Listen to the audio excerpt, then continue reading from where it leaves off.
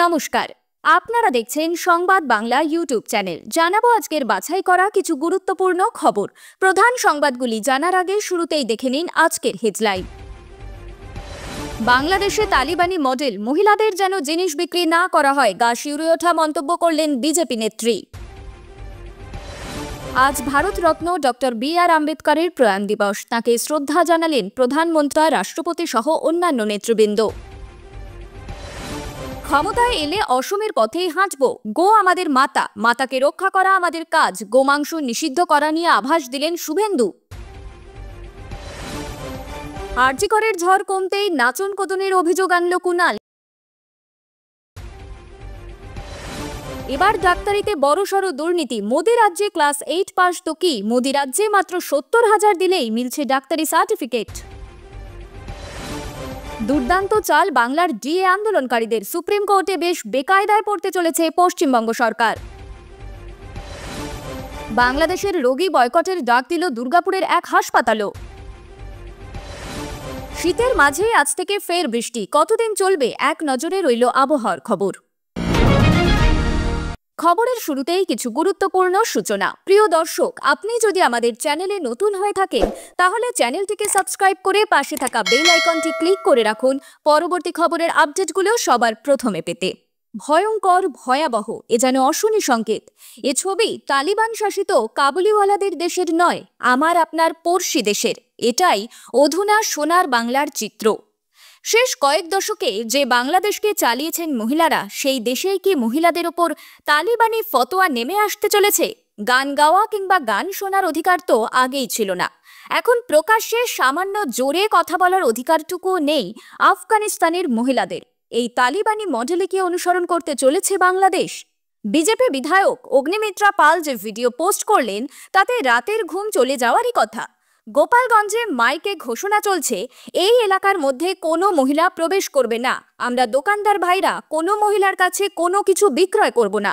ভিডিওটি পোস্ট করেছেন বিজেপি বিধায়ক অগ্নিমিত্রা পাল। তার দাবি, এই ভিডিওটি বঙ্গবন্ধু মুজিবুর রহমানের জন্মভিটে গোপালগঞ্জের। এই ভিডিওতে দেখা যাচ্ছে মাইক হাতে বাজারের ভিতর প্রচার করা হচ্ছে যাতে মহিলাদের জিনিসপত্র বিক্রি করা না হয়। ভিডিওতে দেখা যাচ্ছে ঘোষণা করা হচ্ছে, দোকানদার ভাইদের দৃষ্টি আকর্ষণ করা যাচ্ছে, আগামীকাল থেকেই এই মার্কেট এলাকায় কোনো মহিলা প্রবেশ করবে না। যদি কোনো মহিলা আসে আমরা তাদের সুন্দর করে বুঝিয়ে ফিরিয়ে দেব, তাদের কাছে আমরা কোনো কিছু কেনা বেচা করব না। মাদ্রাসার এই ঘোষণা আমরা তাদের শুনিয়ে দেব। ভিডিওটি পোস্ট করে রাজ্য বিজেপির সাধারণ সম্পাদক ও বিধায়ক। তিনি লিখেছেন, গোপালগঞ্জের গহরডাঙ্গায় কট্টরপন্থী ইসলামীরা মহিলাদের বাজারে ঢোকায় নিষেধাজ্ঞা জারি করেছে। বাংলাদেশের স্বাধীনতা সংগ্রামের প্রতীক যে জেলা, সেখানে এই ধরনের পশ্চাদমুখী বিধিনিষেধ অবমাননাকর এবং উদ্বেগজনক। সাম্যের গান গাই, আমার চোখে পুরুষ রমণী কোনো ভেদাভেদ নাই। নারী কবিতায় প্রথম দুলাইন কথাগুলি লিখেছেন বাংলাদেশের জাতীয় কবি কাজী নজরুল ইসলাম। তার দেশে কি নারীদের উপর নেমে আসতে পারে ফতোয়া? নিজের রাজ্য ওড়িশায় 5 দিনের সফরে মঙ্গলবার ভুবনেশ্বরে পৌঁছেছেন রাষ্ট্রপতি দ্রৌপদী মুর্মু।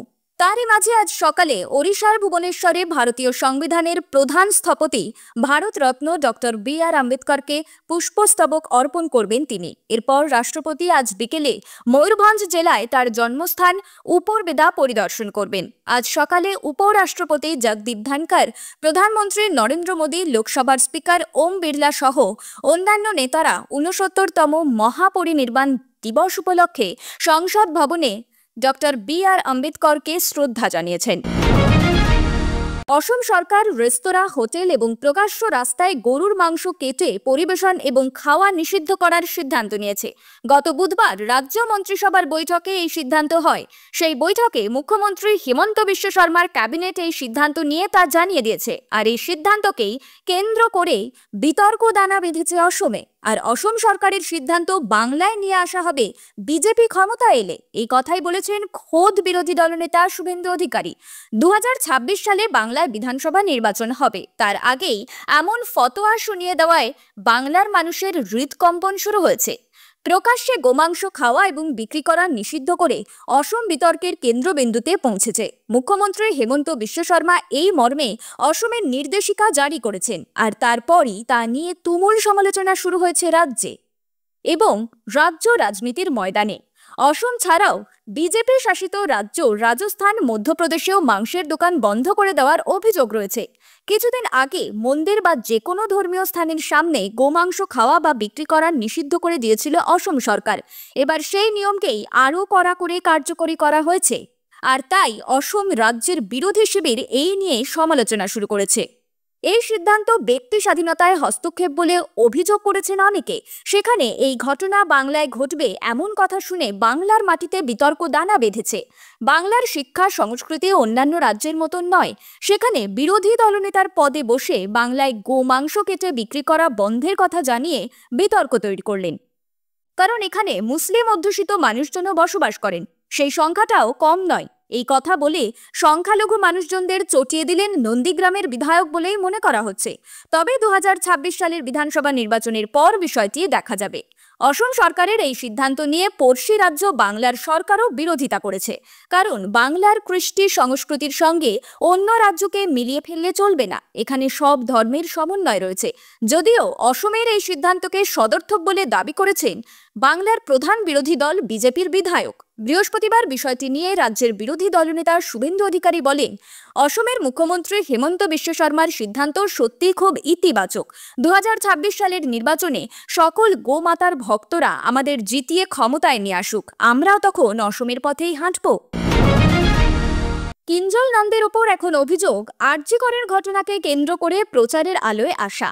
নিন্দুকদের দাবি, সাধারণ মানুষের কাছে এতটাও পরিচিত নাম ছিলেন না ডাক্তার এই অভিনেতা। তবে এখন তিনি এতটাই জনপ্রিয় যে রীতিমতন বিজ্ঞাপনেও কাজ করতে দেখা যাচ্ছে তাঁকে। শুধু শাসক দলের ঘনিষ্ঠরা নয়, বরং বাংলার এক জনপ্রিয় মহিলা সাংবাদিকের সঙ্গেও চলছে তু তু ম্যায় ম্যায়। এবার সরাসরি আসরে নামলেন তৃণমূল কংগ্রেসের মুখপাত্র কুণাল ঘোষ। তিনি লিখলেন, আরজি করে গ্রেপ্তার বিচার সব চলছে। ওদিকে মানুষের আবেগকে ভুল খবর আর নাটকে বিভ্রান্ত করা ধান্দাবাজগুলো পুজোর সময় পুজো বানচাল করতে উৎসবে নেই, দ্রোহের কার্নিভালের নামে পুজোর পরিবেশ নষ্ট করে যে অসভ্যতা করেছিল, তাদের এখনকার পোস্টগুলো দেখুন। এই কদিনেই তারা নিজেদের পেশা, প্রমোশন, ফ্যাশন, প্যারেড অন্য রাজনীতিতেই নেমে পড়েছে। প্রতিবাদের নামে যারা বেশি নাটক করেছিল তাদের পোস্টেই আজ বৈপরীত্য সর্বাধিক। তা বাপু, পুজোটাকে তেতো করতে এত চেষ্টা, আর মাস ঘুরতেই অন্য নাচন কোদনের পোস্ট দিতে পারছে কি করে? আরও লেখেন কুণাল, যদিও তিনি কোথাও কিঞ্জনের নাম লেখেননি, তবে তার ইঙ্গিত যে কোন দিকে তা বুঝে নিতে সমস্যা হয় না। কিঞ্জল বিগত কয়েকদিনে তার একাধিক সিনেমার কথা ঘোষণা করেছে, যার মধ্যে প্রিয়াঙ্কা সরকারের সঙ্গে ডু নট ডিস্টার্ব রয়েছে। এখানে তিনি একেবারে নায়ক চরিত্রে। প্রসঙ্গত, হীরালাল ছবি থেকেই তিনি পর্দায় পা রেখেছিলেন। এছাড়াও কিঞ্জলকে দেখা যাবে দেবী চৌধুরানী সিনেমাতে, সঙ্গে আপেশ সিনেমাতেও দেখা যাবে তাঁকে। অর্থাৎ বেশ অনেকগুলো প্রজেক্ট, যা দেখে প্রশ্ন উঠছে এগুলোর শুটিং কবে হলো? যখন আরজি কর নির্যাতিতার হয়ে বিচার চেয়ে ডাক্তারি পরিষেবা বন্ধ রেখে দীর্ঘ 1 থেকে 1.5 মাস ধর্মঘট চলছিল, তখন করেননি তো? তবে এই বিতর্ক নিয়ে এক বিদ্যুতিন মাধ্যমকে কিঞ্জলের স্পষ্ট জবাব, কে কি বলল তা নিয়ে আমি মাথায় ঘামাতে চাই না। আমি ব্যাপারটাকে গুরুত্বই দিচ্ছি না। আমি অভিনয় করি কারণ আমার ভালো লাগে। ডাক্তারিতে সুযোগ পাওয়ার আগে থেকেই অভিনয় করি, থিয়েটার করি। ইন্ডাস্ট্রিতে আমার কোনো বাবা দাদা নেই। যা করেছি নিজের যোগ্যতায় করেছি, তাই এসব নিয়ে কাউকে উত্তর দিতে হবে মনেই করি না। আমার একটা সমস্যা আছে, আমি অন্যায়কে অন্যায় বলি, অন্যায়কে অন্যায় বলবো। তাই আমাকেই কেন কটাক্ষ করা হচ্ছে তার উত্তর যারা কটাক্ষ করছে তারাই দিতে পারবে। আমাদের আন্দোলন কোনো দলীয় রাজনীতি বা ভোটের রাজনীতির আন্দোলন নয়। আমরা কেউই নেতা হব, মন্ত্রী হব, আখের গোছাবো এসব ভাবিনি। এর বাইরে গিয়ে আন্দোলন করেছি। আমার মনে হয় যারা এর বাইরে গিয়ে এসব ভাবতে পারে না তারাই এসব কটাক্ষ করছে। আমাদের দেশে অনেকেই সরকারি জায়গার উপর নির্ভরশীল। আমাদের আন্দোলন ছিল এই পরিষেবা পরিকাঠামো উন্নতি করতে। কেন বেসরকারি হাসপাতালের মতন সুযোগ সুবিধা দেওয়া যাবে না সরকারি জায়গায়? কেন মানুষকে ভাবতে হবে একটা মেডিক্লেম করে রাখতেই হবে আমাকে? এটাই তো ছিল আমাদের আন্দোলন। সঙ্গে আমরা কর্মক্ষেত্রে নিরাপদ বোধ করছিলাম না। আমাদের মনে হয়েছিল এই পরিবেশে সঠিক পরিষেবা দেওয়া সম্ভব নয়, তাই আমরা আন্দোলনে নেমেছিলাম। আরও বললেন কিঞ্জল, 70,000 টাকার বিনিময়ে ভুয়ো ডাক্তারি সার্টিফিকেট বের করে রং রমিয়ে চলছিল ব্যবসা, খাস প্রধানমন্ত্রী নরেন্দ্র মোদীর রাজ্যে। প্রসঙ্গত, ভুয়ো ডিগ্রির চক্রের খোঁজ মিলেছে গুজরাটের সুরাটে। তাদের কাছ থেকে ডেটাবেসে 1200 ভুয়ো ডিগ্রির হদিশ মিলেছে। সেই তথ্যসূত্র ধরেই 14 জন ভুয়ো চিকিৎসককে গ্রেপ্তার করেছে পুলিশ। জানা গিয়েছে এরা সকলেই ওই গ্যাং থেকে ভুয়ো ডিগ্রি কিনেছিল এবং সেই ডিগ্রি দেখিয়ে প্র্যাকটিস করছিল। গোটা চক্রের মূল মাথা ডক্টর রমেশ গুজরাটিকেও গ্রেপ্তার করেছে পুলিশ। পুলিশ সূত্রে জানা গেছে, টাকার বদলে বোর্ড অফ ইলেকট্রো হোমিওপ্যাথিক মেডিসিনের ডিগ্রি দিত অভিযুক্তরা। তল্লাশি চালিয়ে শতাধিক আবেদনপত্র, ভুয়ো সার্টিফিকেট ও স্ট্যাম্প উদ্ধার করা হয়েছে। পুলিশ জানিয়েছে, তাদের কাছে খবর এসেছিল যে কিছু চিকিৎসক ভুয়ো ডিগ্রি নিয়ে অ্যালোপ্যাথি চিকিৎসা করছেন। রাজস্ব বিভাগকে সঙ্গে নিয়ে পুলিশ হানা দেয় শহরের বিভিন্ন ক্লিনিকে। সেখানেই ভুয়ো ডাক্তারদের হদিশ মেলে। জানা যায়, এদের অনেকেই ক্লাস 8 পাস। ভুয়ো ডিগ্রি জোগাড় করে রমরমিয়ে চলছিল এই ব্যবসা। জানা গেছে, বোর্ড অফ ইলেকট্রো হোমিওপ্যাথিক মেডিসিনের যে ডিগ্রি দিত অভিযুক্তরা, আদতে গুজরাট সরকার এমন কোনো ডিগ্রি দেয় না। অভিযুক্তরা ভুয়ো ওয়েবসাইটে তাদের ডিগ্রির রেজিস্ট্রেশন দেখাতো। ইলেকট্রো হোমিওপ্যাথির প্রশিক্ষণ দেওয়ার জন্য 5 জন কর্মীও রাখা হয়েছিল। 3 বছরের কম সময়ই ডিগ্রি কোর্সের মেয়াদ শেষ হয়ে যেত। এই ভুয়ো সার্টিফিকেট আবার বছর বছর রিনিউ করতে হতো। এর জন্য 5,000 থেকে 15,000 টাকা অবধি চার্জ নেওয়া হতো। যে ভুয়ো চিকিৎসকরা এই টাকা দিতেন না, তাদের ডিগ্রি বাতিল করার হুমকি দিত ওই গ্যাং। পশ্চিমবঙ্গের রাজ্য সরকারি কর্মচারীদের বকেয়া মহার্ঘ ভাতা নিয়ে সুপ্রিম কোর্টে দীর্ঘদিন ধরে চলছে মামলা। এবার বিরাট চাল দিতে চলেছে আন্দোলনকারীরা। এতে নতুন বছরের শুরুতেই বেশ বেকায়দায় পড়তে চলেছে পশ্চিমবঙ্গ সরকার। ডিএ মামলা নিয়ে আইনি জট আরও একবার আলোচনার কেন্দ্র হয়ে উঠেছে। আগামী 7ই জানুয়ারি সুপ্রিম কোর্টে এই মামলার শুনানি হওয়ার কথা। মামলাটি মূলত পঞ্চম বেতন কমিশনের আওতায় থাকা বকেয়া ডিএ পরিশোধের জন্য। এই মামলাতে এবার বিরাট চাল চালতে চলেছেন বাংলার ডিএ আন্দোলনকারীরা। ডিএ মামলার সূত্রপাত 2016 সালে।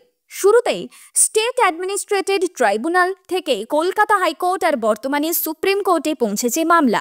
এরপর 2022 সালের ডিসেম্বরে রাজ্য সরকার সুপ্রিম কোর্টে একটি স্পেশাল লিভ পিটিশন দাখিল করে। তার আগে কলকাতা হাইকোর্ট রায় দিয়েছিল যে 3 মাসের মধ্যে সমস্ত বকেয়া ডিএ পরিশোধ করতে হবে। তবে রাজ্য সরকার সেই রায়কে চ্যালেঞ্জ করে সুপ্রিম কোর্টে আবেদন জানায়। এবার জানা গিয়েছে, এই মামলায় আন্দোলনকারীদের পক্ষ থেকে সম্পূর্ণ উদ্যমে আইনি লড়াইয়ে সামিল হওয়ার তোড়জোড় চলছে। ডিএ মামলায় তাদের সংগঠন সবথেকে দক্ষ আইনজীবীদের একটি দল নিয়ে প্রস্তুতি নিচ্ছে। বর্তমানে রাজ্যের সরকারি কর্মচারীরা ষষ্ঠ বেতন কমিশনের আওতায় মহার্ঘ ভাতা পাচ্ছেন। ষষ্ঠ বেতন কমিশনের আওতায় তারা 14% হারে ডিএ পাচ্ছেন। তবে পঞ্চম বেতন কমিশনের আওতায় বকেয়া থাকা ডিএ নিয়ে আইনি জট এখনও কাটেনি। কলকাতার পরে বাংলাদেশের রোগী বয়কটের ডাক দিল দুর্গাপুরের একটি বেসরকারি হাসপাতাল। হাসপাতালের কর্ণধার পঙ্কজ মুখোপাধ্যায় জানান, বাংলাদেশের হিন্দু সন্ন্যাসী চিন্ময় কৃষ্ণ দাসকে মিথ্যা অভিযোগে গ্রেফতার, ইস্কনের ওপর হামলা, সেখানকার হিন্দু নির্যাতন, ভারতের জাতীয় পতাকার অবমাননার প্রতিবাদেই তাঁদের এই সিদ্ধান্ত। কলকাতার একাধিক বেসরকারি হাসপাতাল ইতিমধ্যেই বাংলাদেশের রোগী বয়কটের ডাক দিয়েছে। এবার সেই তালিকায় যোগ হলো দুর্গাপুরের এই হাসপাতালটিও। পঙ্কজ মুখোপাধ্যায় বলেন, বাংলাদেশ জুড়ে হিন্দুদের উপর নির্মমভাবে অত্যাচার চলছে। ভারতের জাতীয় পতাকাকে অবমাননা করা হয়েছে। তাই আমরা প্রতিবাদ হিসেবে বাংলাদেশের রোগী বয়কটের সিদ্ধান্ত নিয়েছি। হাসপাতালের তরফে বিষয়টি বাংলাদেশের দায়িত্বপ্রাপ্ত এজেন্টকে জানিয়ে দেওয়া হয়েছে বলেই জানিয়েছেন হাসপাতাল কর্তৃপক্ষ। পরিস্থিতি স্বাভাবিক না হওয়া পর্যন্ত এই প্রতিবাদ চলবে বলে জানিয়েছেন কর্তৃপক্ষ। ধীরে ধীরে বেশ নামছে তাপমাত্রা। সপ্তাহান্তে পারদ পতনের সম্ভাবনার কথা জানিয়েছে আবহাওয়া দপ্তর। এমনকি কলকাতার তাপমাত্রা 15 ডিগ্রি সেলসিয়াসের আশেপাশে নেমে যেতে পারে, এমনটাই পূর্বাভাস। তার আগে আজ শুক্রবার কেমন থাকবে দক্ষিণবঙ্গের আবহাওয়া, কোথায় কোথায় বৃষ্টির সম্ভাবনা, জানুন আবহাওয়ার সম্পূর্ণ আপডেট। ডিসেম্বরের শুরু থেকেই পারদ পতন হয়েছে দক্ষিণবঙ্গে। আবহাওয়া দপ্তর জানাচ্ছে, উত্তর পশ্চিমের শীতল হাওয়ার জেরে 2 থেকে 4 ডিগ্রি পারদ পতনের সম্ভাবনা রয়েছে চলতি সপ্তাহে। তবে জাঁকিয়ে শীতের জন্য আরও কিছুটা সময় অপেক্ষা করতে হবে। আলিপুর আবহাওয়া দপ্তর সূত্রে খবর, শীতের পথে আগামী সপ্তাহে বাধা হবে পশ্চিমী ঝঞ্ঝা। আবহাওয়া দপ্তর জানাচ্ছে, পশ্চিমী ঝঞ্ঝার দরুন আগামী সপ্তাহের শুরুতে ফের 2-3 বাড়তে পারে তাপমাত্রা। আপাতত 9 ডিসেম্বর পর্যন্ত কলকাতা সহ দক্ষিণবঙ্গের জেলাগুলিতে শুষ্ক আবহাওয়া বিরাজ করবে। 15 ডিসেম্বরের পর থেকে শীতের দাপট বাড়ার সম্ভাবনা। তাপমাত্রা কমার সাথেই দোসর হয়েছে কুয়াশা। হালকা থেকে মাঝারি কুয়াশার সম্ভাবনা পশ্চিম বর্ধমান, মুর্শিদাবাদ ও বীরভূম, উত্তর 24 পরগনা, নদিয়ায়। দক্ষিণবঙ্গের বাকি জেলাগুলিতে কম বেশি কুয়াশা থাকবে। সকালের দিকে হালকা কুয়াশা এবং ধোঁয়াশা ভোগাতে পারে। উত্তরবঙ্গে হবে বৃষ্টি। আজ থেকে মঙ্গলবার পর্যন্ত দার্জিলিং ও কালিম্পংয়ের পার্বত্য এলাকায় বৃষ্টির সম্ভাবনা। ভারী বৃষ্টি হবে না, হালকা থেকে মাঝারি বৃষ্টির সম্ভাবনা। এরপর সোমবার এবং মঙ্গলবার বৃষ্টির সম্ভাবনা রয়েছে উত্তর দিনাজপুর এবং মালদাতেও। কুয়াশার সম্ভাবনা থাকবে উত্তরের প্রায় সব কটি জেলাতেই। খবর শেষ হলো।